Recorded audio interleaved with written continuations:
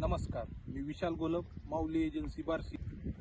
Sky agro कंपनीचा monsoon mulching paper खामगावचे प्रगतशील शेतकरी दिलीप मोहिते आणि त्यांचे चिरंजीव गणेश मोहिते यांना मी मल्चिंग पेपर दिलेला होता. परत त्याचा दर्जा काय आहे ते मग ते सांगतील मोहिते कुठून.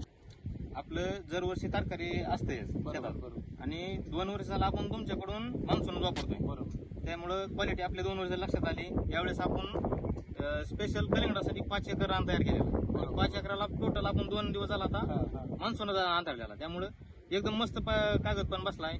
ढेकळ असताना सुद्धा कुठला प्रॉब्लेम नाही, फटाफटीचा काही विषय नाही. एकदम मस्त वाटलंय. आणि यावेळेस आमचं म्हणजे दुसरा विषय काय झाला की आम्हाला लोकल म्हणजे मार्केटमध्ये असं कळलं किंवा लोकलचं पण पेपर आहे ते व्यवस्थित. ते पण 50 रुपये रेट थोडा कमी होता. मग 50 रुपयासाठी बरं आता कळलं की लोकल बी चांगलं वापरलं व्यवस्थित होतंय म्हणून घेतलं. पण त्याचा आम्हाला हाताळताना फटायला लागला, प्रॉब्लेम यायला लागला आम्हाला त्याचा पुढे. मग त्यामुळे परत आम्ही ती अजून रिटर्न केलं, कॅन्सल केलं त्याचं आणि आपला मान्सूनच आणला राहिलेला. पण तर शेतकरी मित्रांनो, माझं तर वैयक्तिक असं म्हणणं आहे की 5-50 रुपयासाठी आपण लोकलचं घ्यायला जात आहे काय, परंतु त्यात आपण फसलं जात आहोत.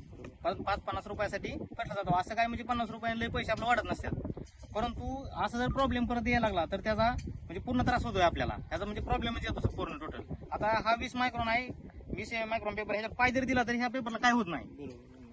म्हणजे क्वालिटी एवढी ह्याची आहे. गेल्या वेळेस मी ह्याच्यावर 2 पिकं आरामशीर काढलेत, काही सुद्धा झालेलं नव्हतं पेपरला 20 मायक्रॉन वरती सुद्धा. आणि म्हणजे शेतकरी मित्रांना दुसऱ्या माझं एक विनंती आहे की थोड्याफार पैशासाठी तुम्ही लोकल वापरू नका. बरं का. त्याची पेपरची क्वालिटी बघून, ब्रँड बघून शेवटी वापरा. आणि माझ्या मते मान्सून तर नंबर 1च आहे, क्वालिटी 1 नंबर आहे त्याची. धन्यवाद. तुम्ही तुमचा मौल्यवान वेळ आम्हाला दिला त्याबद्दल आपला आभारी. धन्यवाद.